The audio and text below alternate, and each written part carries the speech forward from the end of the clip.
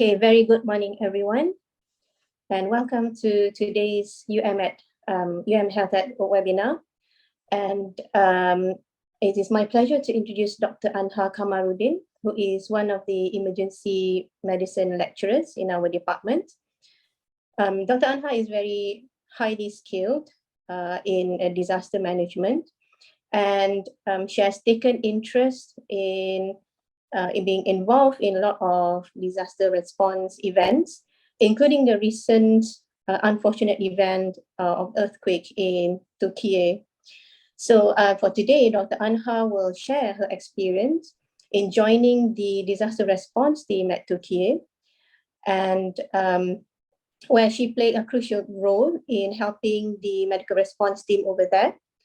And I hope we will learn a lot from sharing our experience today. And Dr. Anhar, please, the floor is yours. Thank you. Assalamualaikum and a very good morning, everyone.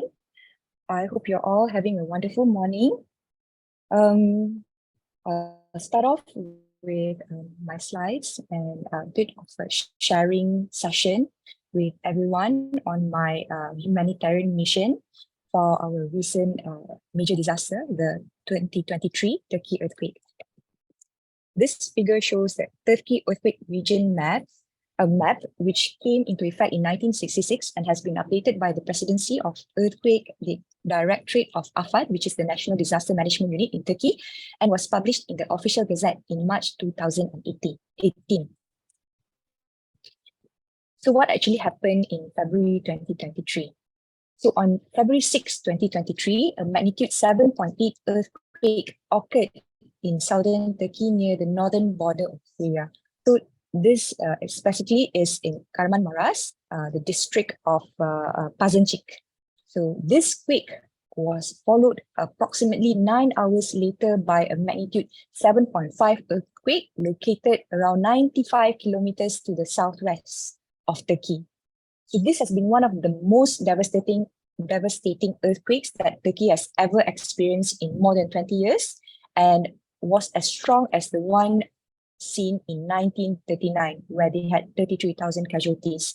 So the Turkish government is leading the response there through the coordination of Turkish Disaster and Emergency Management Authority, known as AFAD, and with the help of the Turkish Red Crescent. So they have declared a 3-month state of emergency in 10 of the country's provinces, and the state authorities have also declared a level 4 emergency, leading to a call for international assistance. So governments around the world were quick to respond to requests for international assistance, deploying rescue teams and offering aid. As of March the 1st, more than 11,000 aftershocks have been recorded throughout Turkey. So there are about 10 provinces that have been majorly affected by the earthquake, where about 14 million people reside, including about 1.8 million Syrian refugees. So the 10 provinces are Kahramanmaraş, basically where the epicenter of the earthquake is, at the district of Pazarcık. Also, there's Gaziantep, Osmaniye, Kilis, Antakya, or also known as Hatay, Adiyaman, and we also have Elazığ, Malatya, Diyarbakir, and also Adana. Okay, due to the strong and shallow earthquakes in the region and poorly constructed apartments with weak substructures, over 18,000 buildings in 11 cities have collapsed, while at least 62,000 buildings were damaged within the span of roughly 500 kilometers. Around 20 million people in Turkey have been affected by the quake. So we'll go according to the mission timeline. On the 6th of February, the earthquake happened, and I've received a confirmation text from Mercy Malaysia of our departure the following day, which is on the 11th of February. Mercy Malaysia sent its first team, which comprises of doctors, staff nurses, psychologists, as well as non-medical personnel. We departed to Turkey, and we reached Turkey on the 12th of February, where we traveled to Osmaniye. So our stay there, I could say it was well received by the Turks. Meals were provided in enough proportion to those who were affected. I could see that the government buildings in Turkey were among the strongest structures that remain standing in Turkey, and they have converted the government structures to shelter areas. Even though shelter areas were provided for the earthquake victims, they still chose to stay outside the building as they were traumatized of the event, and of course, nobody would know when the next earthquake will happen, and there is a chance that the building might collapse again. So along with the other Mercy volunteers, I stayed in one of the shelters. They have about 500,000 tents established, housing roughly around 2 million people throughout Turkey. And within our stay in Osmaniye, we set up play tents for the children, and we have set up mobile clinics at the shelter with the help of Malaysian doctors who are currently practicing in Turkey. So in terms of the psychological aspect of the children, the Turks do not encourage any discussion on the earthquake as they want to minimize the impact of the trauma to the children. And psychologists were sent to provide psychological first aid to the children. As for the educational aspect, the Ministry of Education of Turkey has deployed roughly around 50 to 75 teachers to the affected areas for a 5-day rotation of classes. Yeah. So the students may choose to attend the classes which are held out in open, and with them sitting on the ground. They may choose to attend or not to go for the classes. So we stayed in Osmaniye for about 3 days before we departed to Kahramanmaraş, where we spent the rest of our days in Turkey. One of the unforgettable experience for me happened the night before reaching Kahramanmaraş. We stopped by Gaziantep to rest for the night.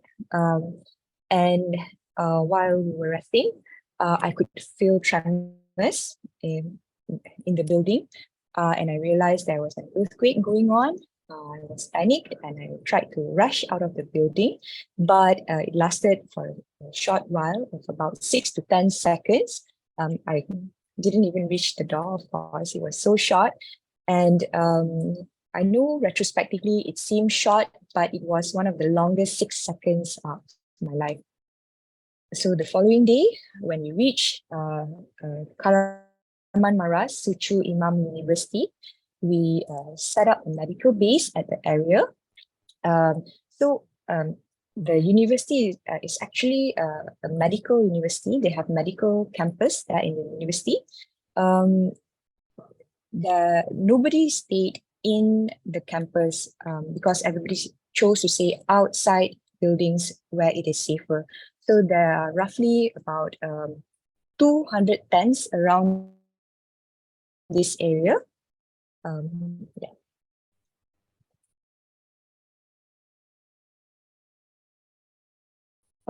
In Kahramanmaraş, we have set up medical bases with the help of our friends from Germany. There are medical assistants from Germany as well as the UK. We met in Kahramanmaraş University.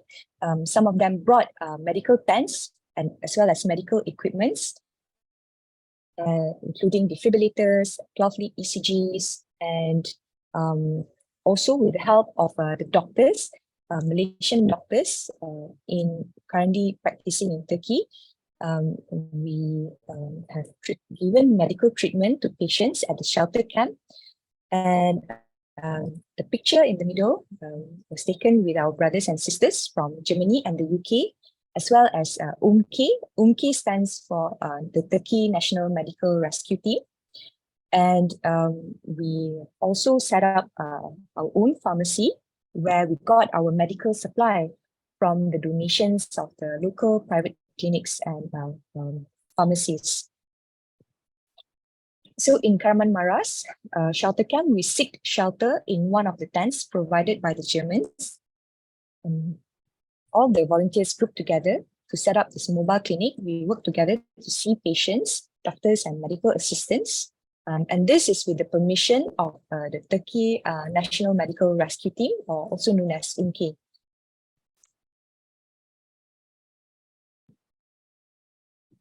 So I would like to share a video showing those who volunteered to participate in group activities with the children. This happens on a daily basis. They try to minimize the trauma on the children by holding activities such as like dancing sessions, and they play football every morning. And yeah, they didn't discuss much on the matter of the earthquake when we are surrounded by children.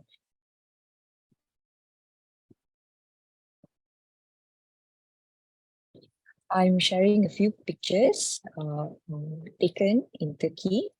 So the first picture on the top left corner is a picture taken in one of the ambulance where we were about to visit the site where the most destruction out of the earthquake happened. There were a lot of buildings collapsed, and the whole city reeked. It smelled of dead bodies, and yeah, it was so devastating. As we were there in the town center, I've witnessed bodies taken out from the rubbles. And there were family members waiting at the site patiently to wait to see if their family members if they could retrieve either save the life of their family member. So every day we had meals with the locals there. They received us very well. And this is a picture on the top right corner taken with militaries in Turkey. So they provided food and also like desserts as well for the children, just to minimize the effect of the trauma to the children. The meals were arranged by AFAD with the help of the volunteers who provide continuous flow of food. And there was, of course, constant supply of Turkish tea provided by one of the NGOs.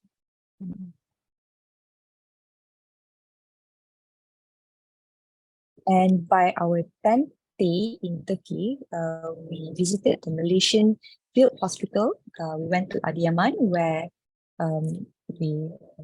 they have built their field hospital. In the field hospital, they have an operating theatre, wards, an emergency department, their own lab, and a radiological room where they shoot basic x-rays. These are the pictures taken from our military field hospital. I would like to share a video of our mission throughout our stay in Turkey.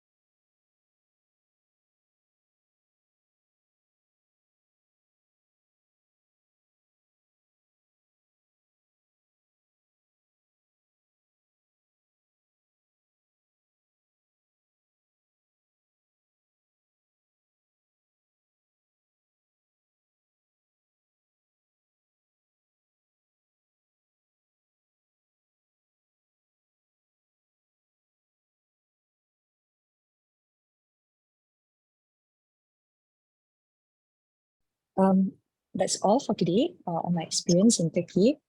Before I finish, I would like to share an experience with one of our Malaysian doctor who's currently working in Turkey. He himself is a victim of the earthquake. So on the night the earthquake happened at about 4 a.m., he was still asleep at that time. Of course, he felt tremors in the building, so he woke up and he was still unsure of what was going on. So as he was standing at his bedside, he got thrown out of his bed, and he realized at that moment that it was a major earthquake happening. He tried to rush out of his apartment, but he fell multiple times. And before he realized that there was actually no hope for him to run out of the situation at that time. So he instead went to his balcony where he tried to see what was going on. So at the balcony, he saw, he witnessed all the buildings collapsing one by one in front of him. There were screams and he heard glass shattered beneath him, and all the scream went silent as the building collapsed. And at that very moment, he thought there was no chance of him to survive the earthquake. But within a few seconds, the earthquake stopped, and he ran out of the building, and they gathered in an open area in front of the apartment.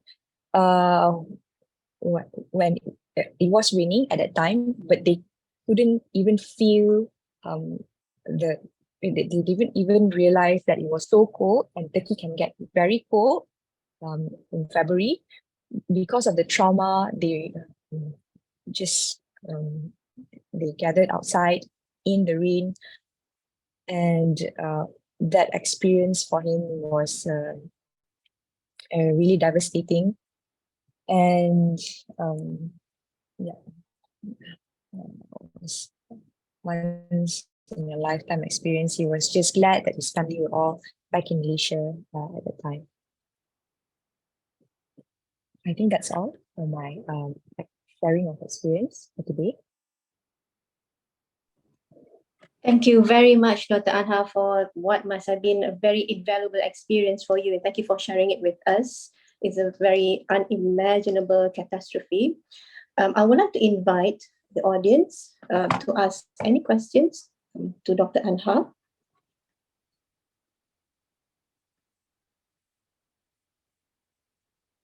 Or you can also type in the chat.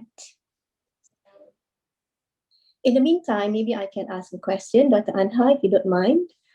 I'm sure it must be a very, very traumatic event for not just the victims, but also the health workers over there.